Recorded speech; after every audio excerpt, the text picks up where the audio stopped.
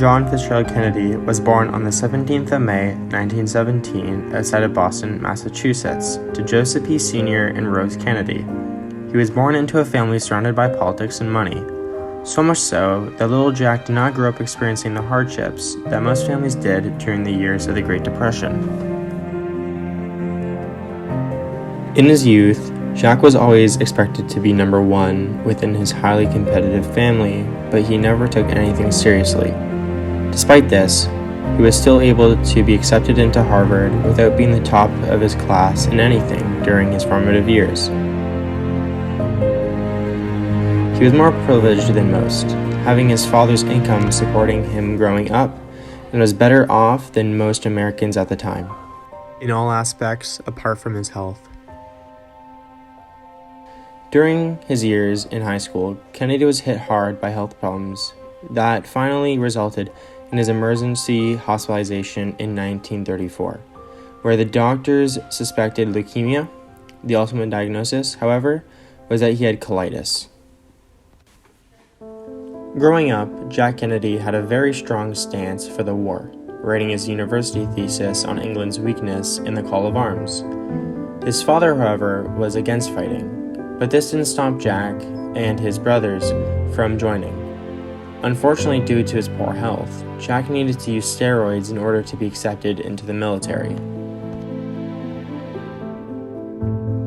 Military service did damage to Kennedy's body, weakening him and making him vulnerable. Being a soldier was difficult.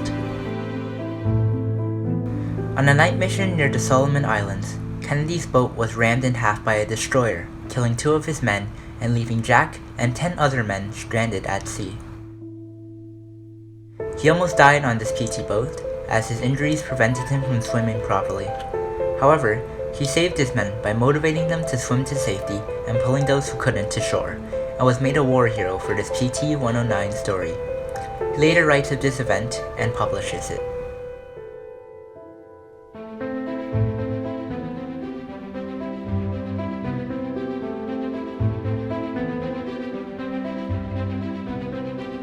Due to the competitive nature of his family, JFK's older brother tries to outdo Jack on a volunteer bombing run across the English Channel, despite already having done enough to be sent home. He unfortunately dies during this mission, as the bombs on his plane blew up prematurely.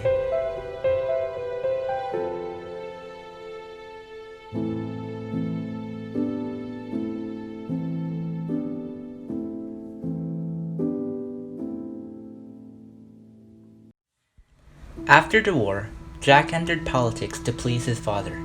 He entered a tough candidate race for Congress as a young discharged Navy lieutenant, but his father's money sponsored him to gain the support he needed.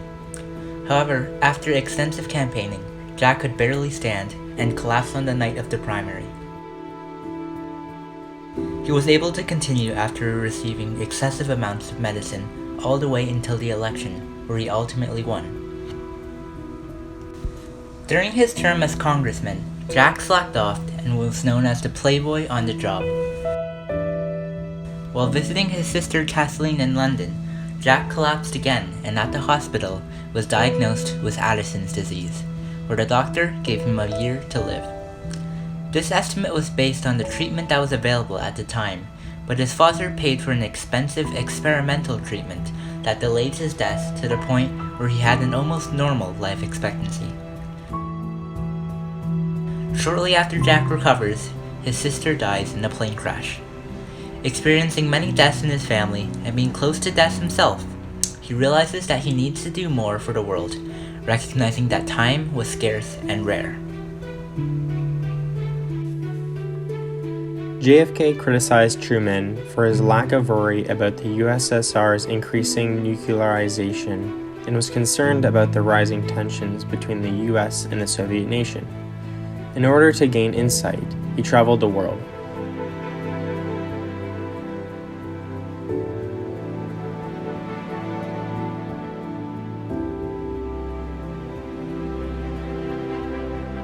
Visiting his friends overseas, which brought him to the realization that America was screwing themselves over. Meet the press. Our guest of the afternoon, ladies and gentlemen, will be Congressman John F. Kennedy of Boston.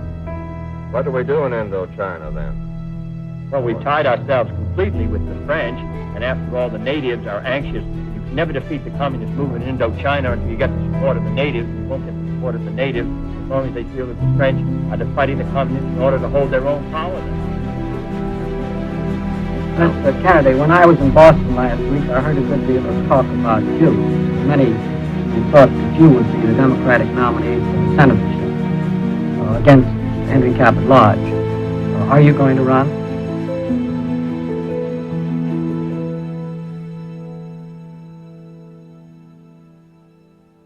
Because of this, Jack decides to run for Senate, where he can have a larger say in America's decisions.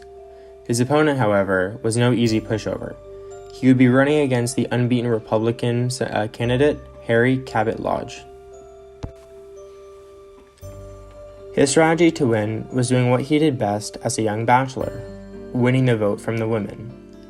His younger brother Robert, or Bobby, helped him a lot during the campaign, where Bobby needed to hide his health issues from the public in order for him to have a chance to win the race.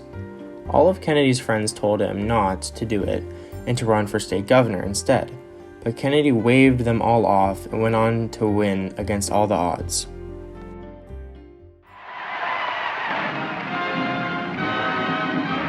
In Senate races, Representative John F. Kennedy scores one of the few major Democratic victories, decisively defeating in a tough battle the Republican incumbent Henry Cabot Lodge, Jr.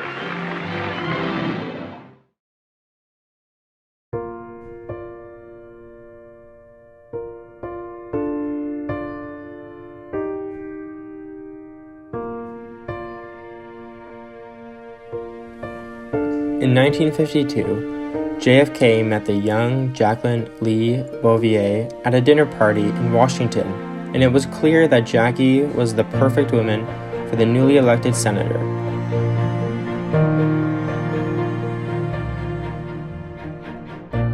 After dating for over just a year, the couple married in the fall of 1953.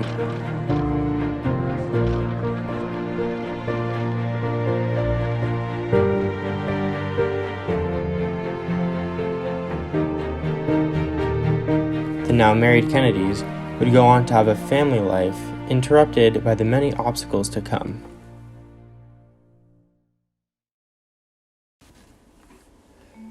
Senate meetings were disappointing for Jack. He was heavily criticized by Lyndon B. Johnson and other members of the Senate for being young and unrefined. After a few months, Jack's Addison's disease worsened and required surgery. The surgery went wrong and was terminated, which made his condition worse. This led to JFK needing correctional surgeries that kept him out of the public eye for extended periods of time.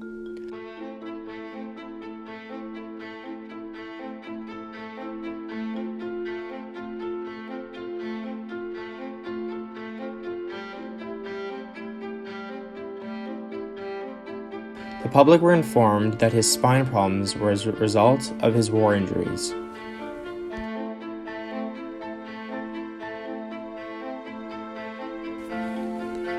JFK writes his second book during his lengthy recovery period before returning to the Senate.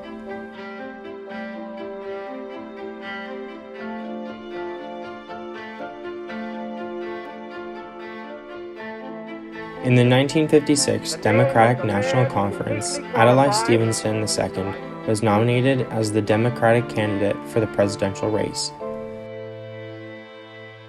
Kennedy was pressured by the audience to run for vice president, but was beaten by Estes Kefauver. It is now my privilege. His defeat left him devastated and broken, as it was the first major loss that Kennedy had ever seen in his career. Stevenson, however, went on to be beaten by the Republican Dwight D. Eisenhower in the presidential election. After this loss for the Democratic Party, JFK was ready to run for president. Targeted for his Catholic religion, many believed that a Catholic would not be able to carry out the wishes of other religious groups when in power. Jack campaigned regardless and traveled across the country, delivering speeches to boost his popularity. The reason the communists attack us is because they know when the United States fails, the cause of freedom fails. Jackie was pregnant again during this time, and it was important for the Kennedys that her third pregnancy would not fail like the previous ones. Despite this, Jack still brought Jackie along him during his campaigning. JFK took a strong stand against imperialism and played the long game to gain allies with developing countries so that they would not implement communism. Senator, what do you feel is the single most critical issue facing the Congress at this time? Well, I think it's the same issue which has been facing us for 10 years, and that's our relations with the Soviet Union and this question of war and peace, and also the question of whether the uncommitted countries, the Middle East, Africa, and Asia, will move to the communist bloc or our own and turn the balance of power for us or against us. And that's obviously the most important issue today and will be during, I think, our lifetime. The launch of the Soviet satellite Sputnik sparked shock in the American government and started a competition on both sides to show nuclear superiority. There was a growing paranoia of a Cold War in the population, and Jack thought that this news was not only being received by adults, but also in the younger people. This prompted him to change his campaigning strategy by focusing on his presence in the media, relying on his father's money for marketing. Soon after, he formally announced his candidacy for the presidency. I am today announcing my candidacy for the presidency of the United States. The presidency is the most powerful office in the free world. Through its leadership can come a more vital life for all of our people. The odds again were not in his favor, but this time he had people helping him. He portrayed himself early as the underdog despite having massive amounts of funds. His religion helped him gain the Catholic voters, but he needed more. There were large Protestant populations across the US in crucial battleground states. He worked with FDR Jr. to bash another Democratic candidate, Herbert Humphrey, for alleged draft dodging, which people believed.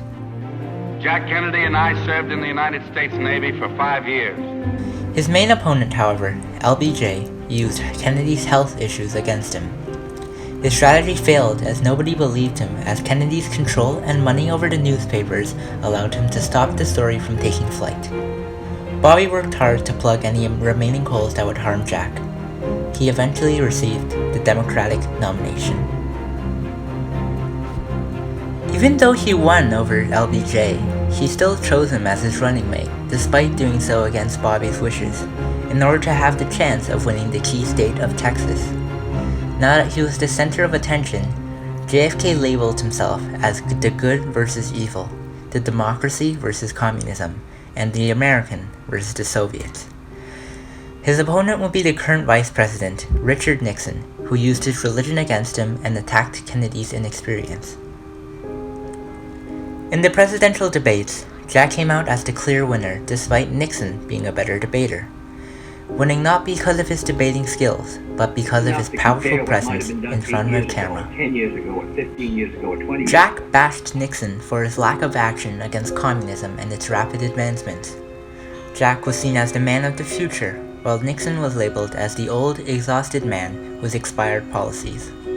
Both Nixon and Kennedy were big on civil rights, but none had plans to enforce integration, fearing that supporting the cause would lose them votes within the white supremacist population in the South. JFK struck lucky when his call to Martin Luther King Jr.'s wife, Coretta, did not lose him many voters, but actually gained him the black vote, as his kindness after King's arrest contrasted Nixon's silence on the issue. This positive news spread not only throughout black churches, but throughout the white population as well, diminishing the lack of trust in his Catholic faith. All was well running up to the election, but on election night there was a problem. Fewer votes than projected for Kennedy were coming in, with religious and traditionally democratic states reporting lower votes for Kennedy than expected. The race was tight all the way until the early hours of the morning. When Kennedy woke up the next morning, he was informed that he was president-elect by less than a quarter of a point. All his risk had paid off as he won the key states required to reach 270. LBJ helped carry Texas, and the black votes won him as much as 5 states. He was the youngest ever to become president at just 43 years and 162 days old, a record that still stands to this day.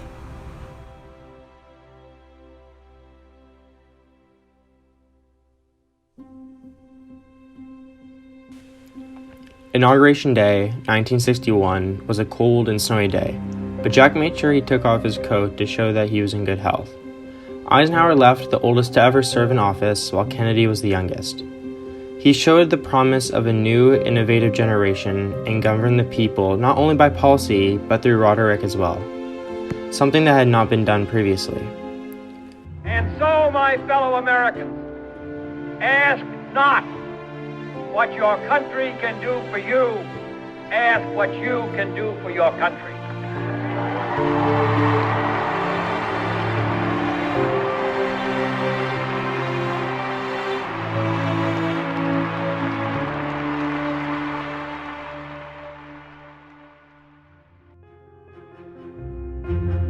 Jack and Jackie stood out in galas and public events. Everyone wanted to be like this young, upper-class couple, and their pop personalities made them welcome in most American households.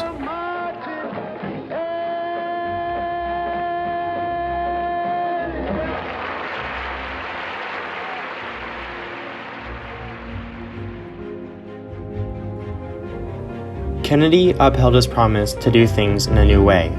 He held the first televised press conferences in the White House. He appointed people based on his own opinion, appointing Republicans to government positions, his brother as Attorney General, and ignoring criticism from all sides. He chose his advisors based on their common belief that they could get anything done. JFK was not interested in forming consensuses from his advisors, and only needed them to bring him information so he could make the final decision.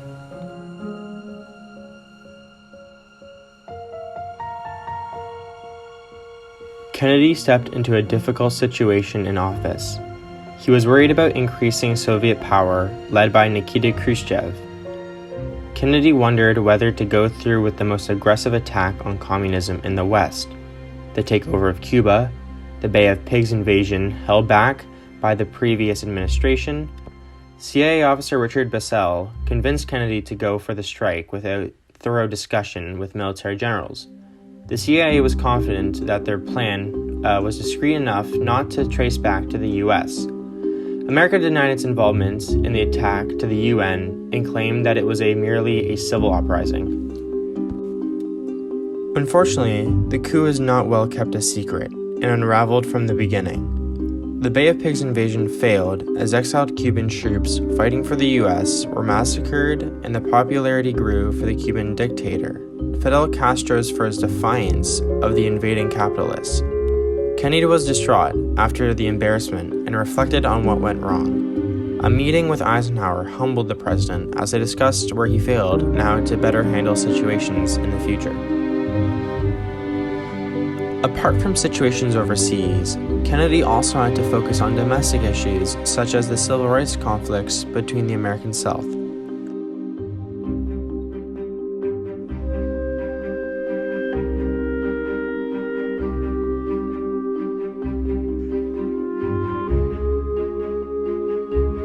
Kennedy, however, didn't want to address these issues and fight these battles, as it pulled him away from more pressing matters, such as his meeting with Nikita Khrushchev and his major address to Congress.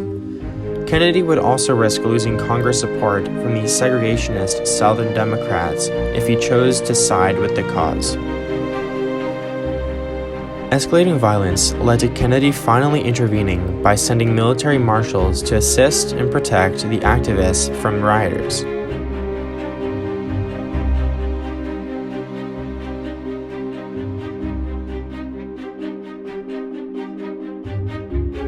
Kennedy preferred to stay away from the civil rights agenda and preferred to fight on a global scale instead.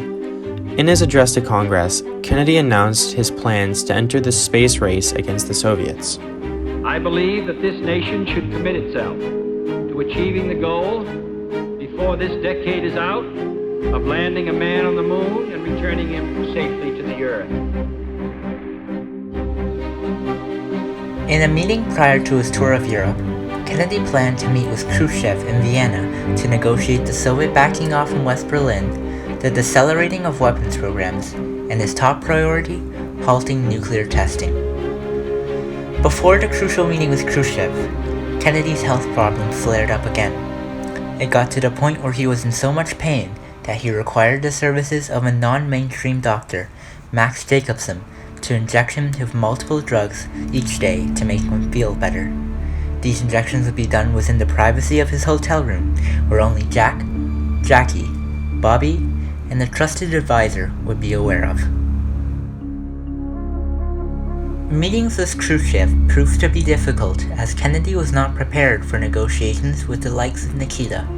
Nikita thought of JFK as a pushover and wanted to embarrass him in Vienna. However, Khrushchev was embarrassed himself, as citizens in communist satellite countries viewed Berlin as an escape route and offered to unify Berlin if it would be under complete Soviet control. JFK obviously did not agree. Neither side was willing to compromise, and neither accepted the other's strategies on nuclear development. No advancements were made from these meetings. Shortly after these meetings, Khrushchev walls off East Berlin to prevent defectors from fleeing, and resumes nuclear testing in the summer, setting off the biggest nuke in history.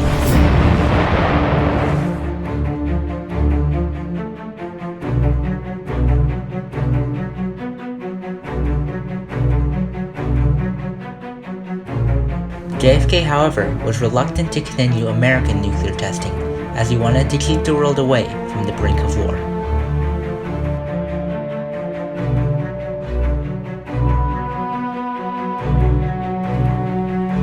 JFK needed to appear strong, so he started a campaign in Vietnam to fight the growing communist influence and discredit guerrilla warfare tactics.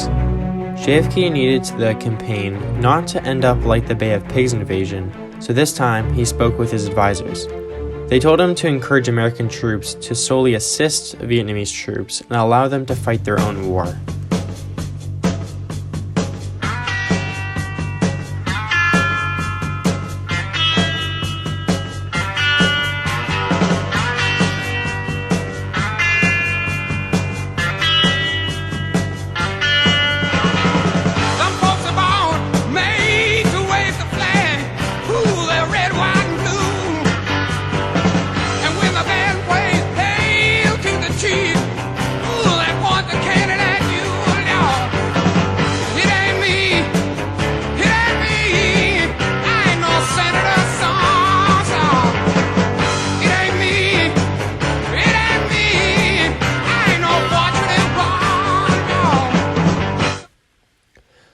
JFK relied on talking to his father for moral support, but in the winter of 1961, Joe Sr. got a debilitating stroke and would never talk again. The first year of the Kennedy administration was seen as a disaster. Despite making little progress, the long hours took a huge toll on Kennedy's health, to the point where he relied on dozens of drugs daily in order to mitigate the pain. Jackie Kennedy had to step up in importance after becoming First Lady. She matured from having a shy personality to being required to satisfy her voters. She made the White House similar to the Palace of Versailles and promoted the arts and performance in a way that had not been done before in the Eisenhower administration and those before it. Jack and Jackie had different tastes, but it was impossible for anyone but him to talk and negotiate with her. Jackie spent most of her time on the White House restoration project, and after the project was completed, Jackie was so pleased with the results that she spent no time waiting to show it to the public by a television broadcast. The program took an entire day to film. I want to thank you for letting us visit your official home. This is obviously the room from which much of your work on it is directed. Yes, it's attic and cellar all in one.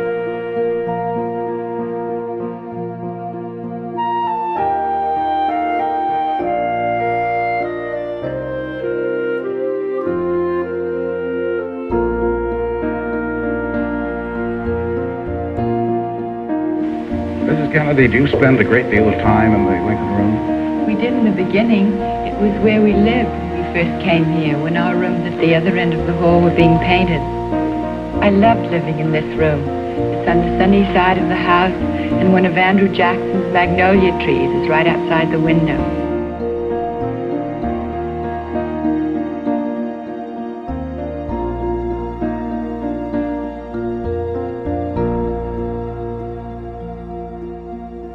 Jack and Jackie loved each other, and it was made obvious through public displays of affection. But this didn't stop Jack from being a womanizer, though. The press and his advisors were aware of his sexual escapes, but were determined to keep it a secret, as it would be mutually assured destruction if the news broke out. Everyone had secrets on everyone. Jackie was aware of these escapes, but knew there was nothing she could do about it. So to cope, she treated herself to lots of vacation and indulgences.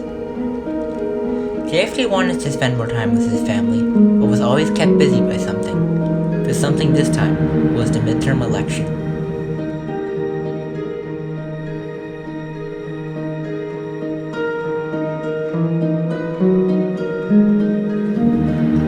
Kennedy knew he needed to win a majority, as he got little done in the first 2 years of his term, and had all of his significant politics blocked by Southern conservatives. Republicans that year attacked him for his weak stance on communism, but his money and control over the press assured them that there were nukes pointed at the Kremlin and that the US was still dominant.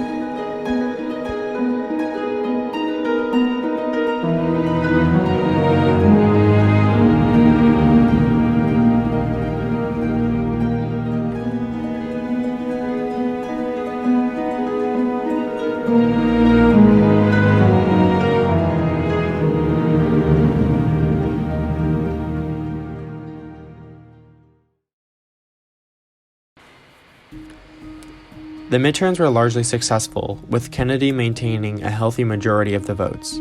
JFK had a good balance in his political and celebrity standings, having the likes of Frank Sinatra and various movie stars inviting him to events.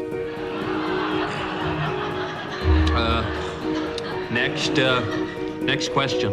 Yes, I should like to ask a question about... Would you identify yourself, please? I'm your wife. I should like to ask the following question. No, speak English, Jackie. Despite the unrest in Alabama and the segregated South, Kennedy still refused to push his civil rights agenda. MLK Jr. met with JFK, but Jack said that there would be no effort to push a civil rights bill through Congress.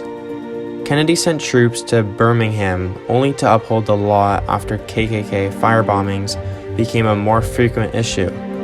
His performance to maintaining order over existing justice disappointed activists.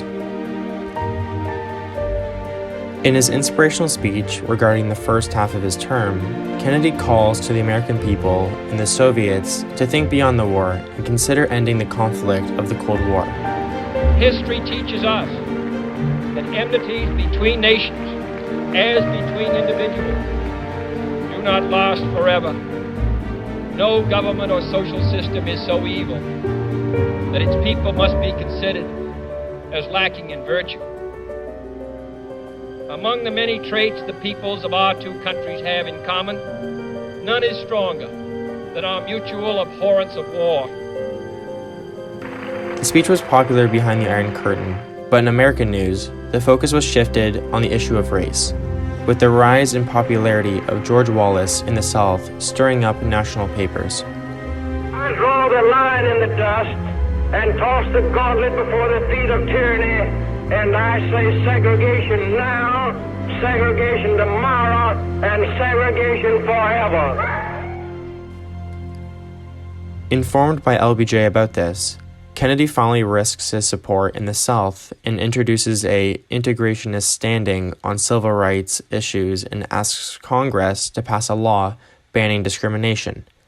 We have a right to expect that the Negro community will be responsible, will uphold the law, but they have a right to expect that the law will be fair, that the Constitution will be colorblind, as Justice Harlan said at the turn of the century. This is what we're talking about, and this is a matter which concerns this country and what it stands for. And in meeting it, I ask the support of all of our citizens. Thank you very much.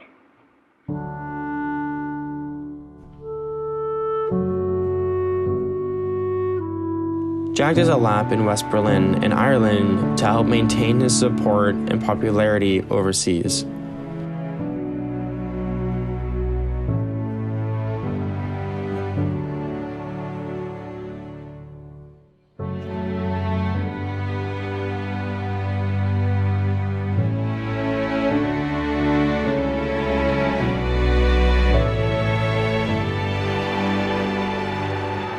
All free men, wherever they may live, are citizens of Berlin. And therefore, as a free man, I take pride in the words, Ich bin ein Berliner.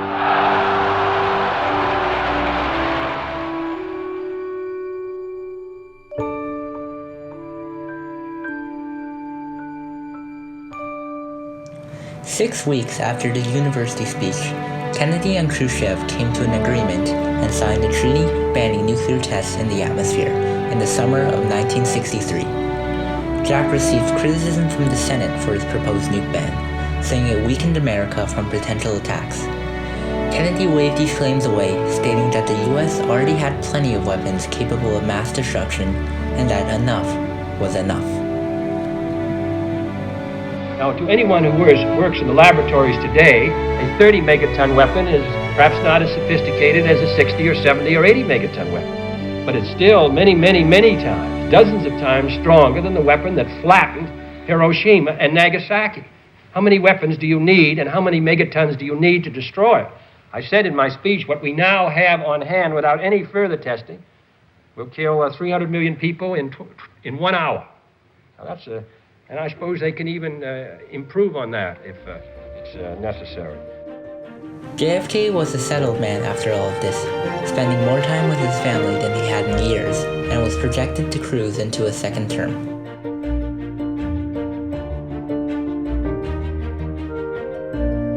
Jackie was pregnant with their third child at the time, Patrick. Unfortunately, Patrick Kennedy was born prematurely and died suffering complications from underdeveloped lungs.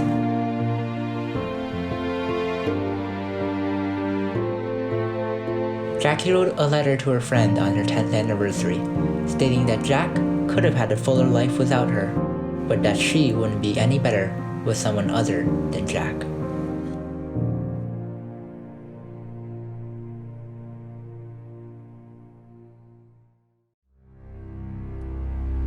There were still rough waters ahead. The Senate had still not agreed to the anti-nuke bill, the Civil Rights Bill was caught up in committee, and worst of all, Vietnam was a complete mess. Kennedy was not happy that the failures in Vietnam were making the front page. The optimistic reports from his advisors made it seem as if a win against the North would be easy.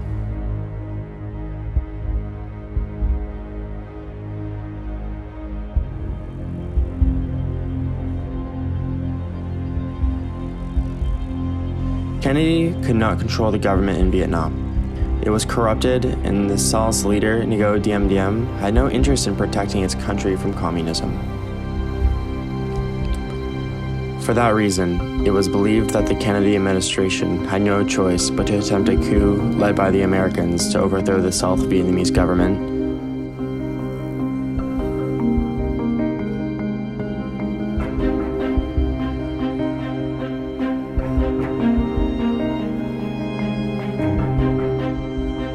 Implement their own leadership,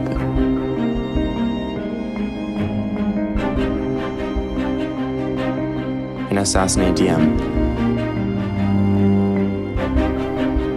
Jack was determined not to lose Vietnam to the Communist North.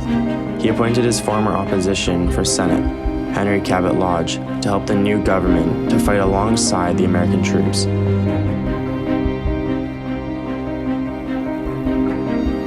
JFK weighed all his options, but was still uncertain of the plan of action for the future. With his re-election in mind, Kennedy decides to campaign in Texas, a state that he needed to win this time in order to have a chance at being the president again. It would not be an easy victory this time, with his open support to civil rights movements making it difficult to maintain a majority in the South. Apart from that, Kennedy needed to raise money for the campaign, so he decides to bring Jackie along for the popularity. When the couple arrives in Dallas, crowds, celebrations, and fans lined up along the streets from the airport to his planned venue.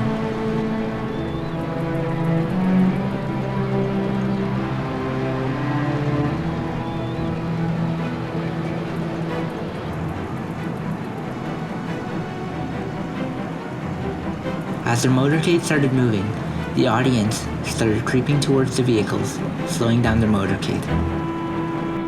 The presidential limousine is turning right from Harwood Street onto Main Street and will head west for about 3/4 of a mile toward Dealey Plaza.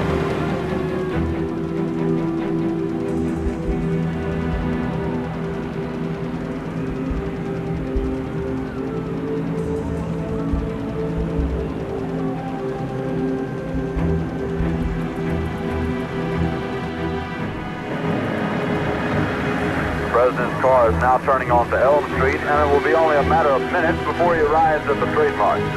I was on Simmons Freeway earlier, and even the freeway was jam-packed with spectators waiting their chance to see the president as he made his way toward the trademark. It appears as though something has happened in the motorcade route. Something, I repeat, has happened in the motorcade route. Stand by.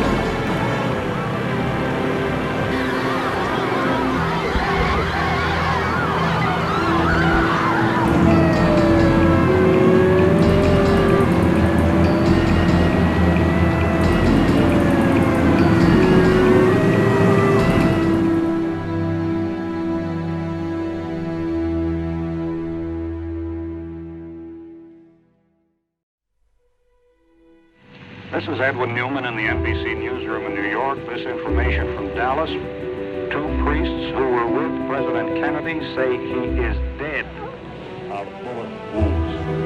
This is the latest information we have from Dallas. What's your feeling right now? I really couldn't say. Really, right now I just don't know what to do.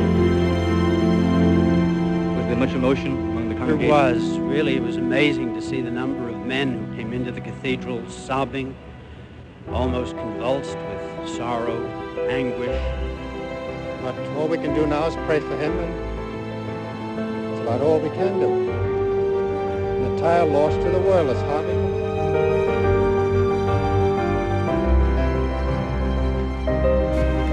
On the 22nd of November, 1963, John Fitzgerald Kennedy was shot dead by Lee Harvey Oswald. His death stirred sorrow and anguish across the nation.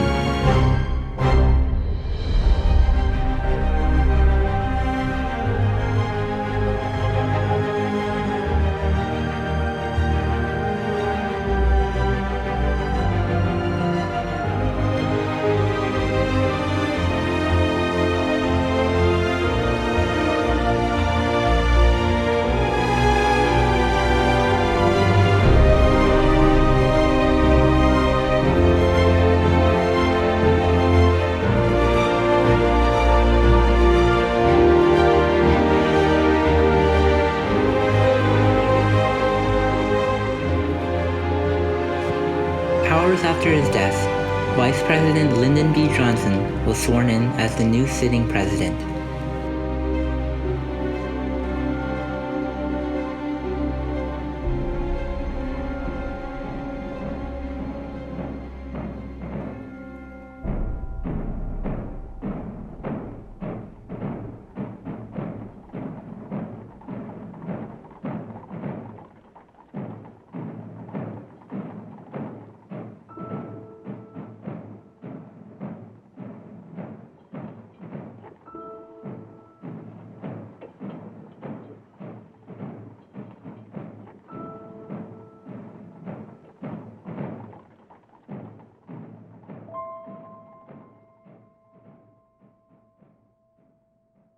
Crowds lined up from all across the world to witness his funeral.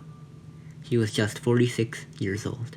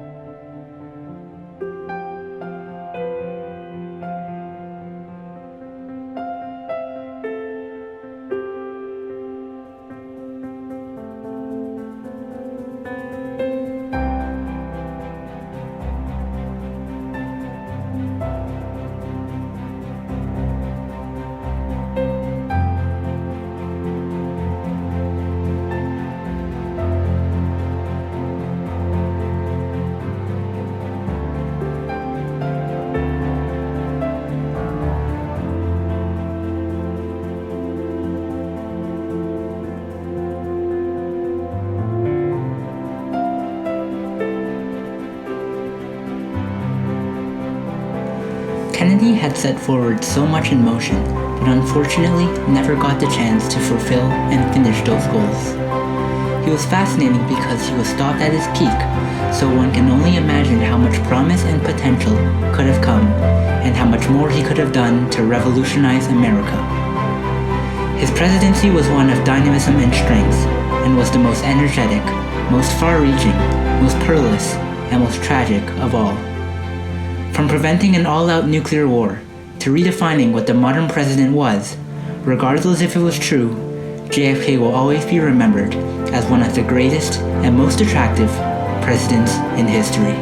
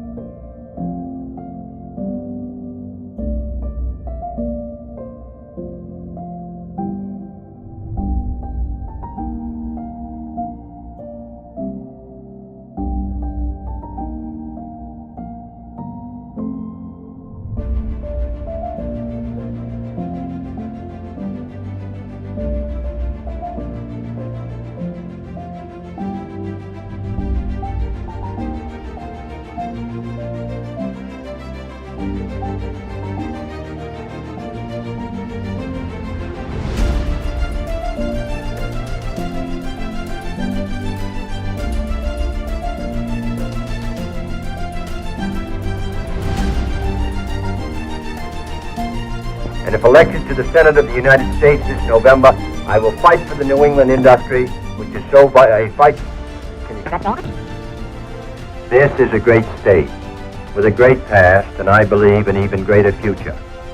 If elected to the United States Senate, with all of my energies and all of my resources, I will fight to secure that future for the people of this state and for the future of our country.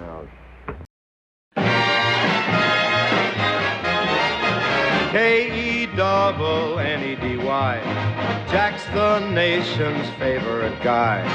Everyone wants to back Jack. Jack is on the right track. Come on and vote for Kennedy. Vote for Kennedy. Keep America strong. Kennedy, he just keeps rolling up. Kennedy, he just keeps rolling up. Kennedy, he just keeps rolling along. Vote for Kennedy. Well, I guess you're glad it's over, aren't you, Bobby? I am, Jack. Okay.